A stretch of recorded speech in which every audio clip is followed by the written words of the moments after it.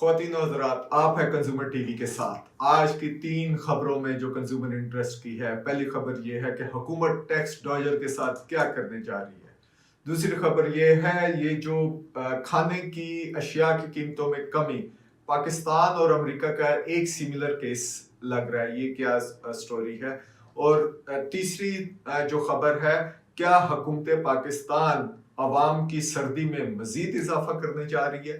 सो इन 3 खबरों में से पहली खबर की तरफ हम चलते हैं।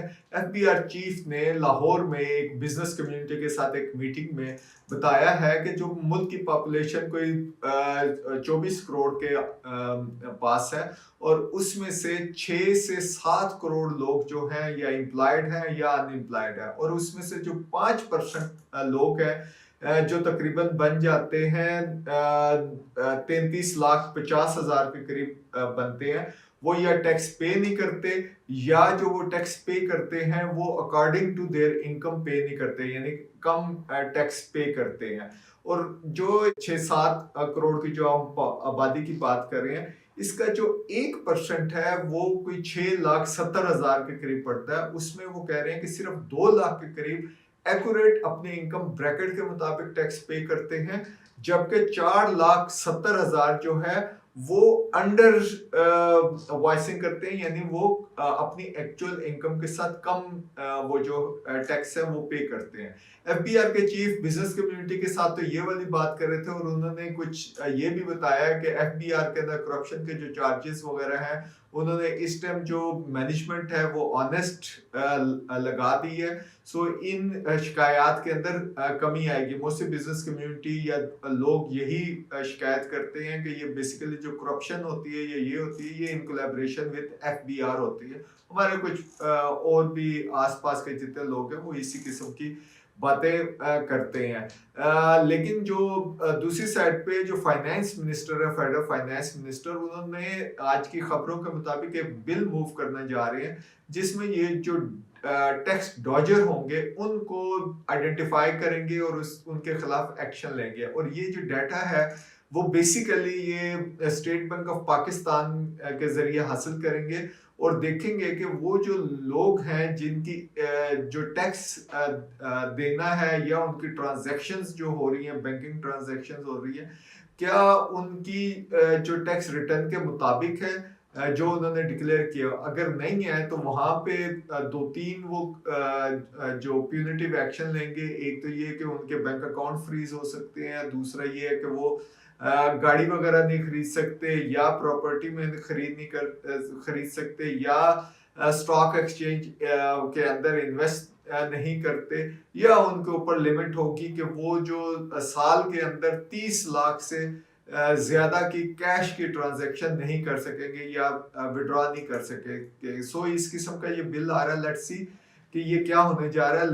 हम बार बार ये कह रहे हैं कि आपको टैक्स एम्बिट के अंदर आना पड़ेगा, क्योंकि ये ना सिर्फ इंटरनेशनल सैंक्शंस या इंटरनेशनल यहाँ पे रेगुलेशंस के मुताबिक हुकूमत पाकिस्तान काम कर रही है, बल्कि हुकूमत पाकिस्तान को भी जो ये टैक्स या रेवेन्यू का डेफिसिट है उसको पूरा करना है।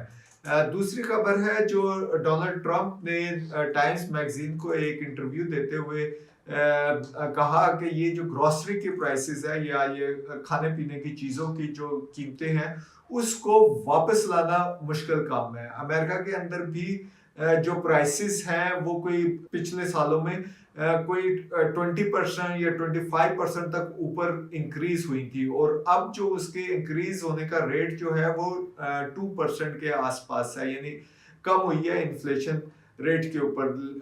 तो डोनाल्ड ट्रंप ने जो इलेक्शन में ये कहा है कि वो प्राइसेस कम करेगा, लेकिन डोनाल्ड ट्रंप ने ये कहा है कि वो कोशिश कर सकता है, लेकिन है बहुत डिफिकल्ट काम। और जो 2 चीजें बताई हैं, एक तो ये बताई है जो एनर्जी की प्राइसेस है उसको वो कम करने की कोशिश करेंगे, और दूसरे सप्लाई मैनेजमेंट है उसके अंदर इंक्रीज लाने की कोशिश करेंगे, या उसको मोर एफिशिएंट बनाएंगे। जो फार्म टू मार्केट जो सप्लाई लाइन है या सप्लाई चेन है उसके अंदर ज्यादा एफिशिएंट लेके आएंगे।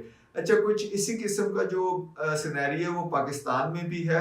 पाकिस्तान में हुकूमत ड्रम कर रही है कि उन्होंने इन्फ्लेशन का रेट कम हो गया, कोई 4% 5% से गिर रहा है डेफिनेटली, हालांकि स्टेट बैंक के चीफ कह रहे हैं कि आगे चल के जो जो उन्होंने पॉलिसी रेट एडजस्ट किया है कोई 13% के ऊपर ले आए हैं, हो सकता है कि आगे चल के ये फिर जो इन्फ्लेशन है वो ऊपर की तरफ जाए। हम सिर्फ इस टाइम फूड इन्फ्लेशन की बात कर रहे हैं, लेकिन क्या ये जो प्राइसेस है वो 2018 के लेवल तक जा सकती हैं? अब तो प्राइसेस बढ़ गई हैं, इनको रिवर्स करना बहुत मुश्किल है।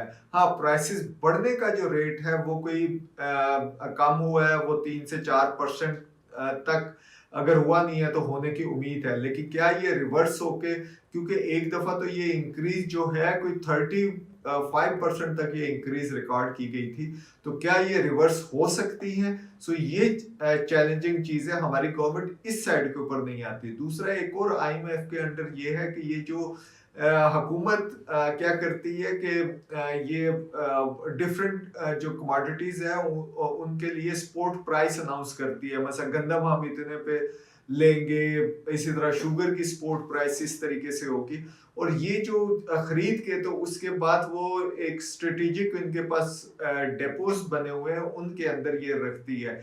अब वो जो आईएमएफ के की एक कंडीशन के मुताबिक इन्हें एक प्लान देना है हुकूमत पाकिस्तान को, जो फूड एंड सिक्योरिटी मिनिस्ट्री है फेडरल लेवल के ऊपर, कि वो चाहते हैं कि ये स्पोर्ट सिस्टम का मैकेनिज्म चेंज होकर टोटल मार्केट बेस्ड होना चाहिए, और फार्मर्स को भी जो प्राइस मिलेगी वो मार्केट बेस्ड प्राइस मिलेगी। सो ये जो शोर पड़ता है, मे बी इसके अंदर कुछ इम्प्रूवमेंट हो सकती है कि जो ये फार्मर्स कहते हैं कि ये जो मिल वाले हैं उनको जो स्पोर्ट प्राइस है वो भी नहीं मिलती, वो मिल वाले भी इंतजार करते हैं और डोमिनेट करते हैं, होर्डिंग करते हैं या स्टॉक अपने पास रखते हैं, और उसके बाद जो है कोशिश करते हैं कि फार्मर से जो स्पोर्ट प्राइस गवर्नमेंट की अनाउंस होती है उससे भी कम के ऊपर वो उनसे कमोडिटी खरीदें। सो ये काफी सारी चीजें हो रही हैं फूड फ्रंट के ऊपर, आप इसको देखते रहें। तीसरी खबर ये है, ओगरा ने,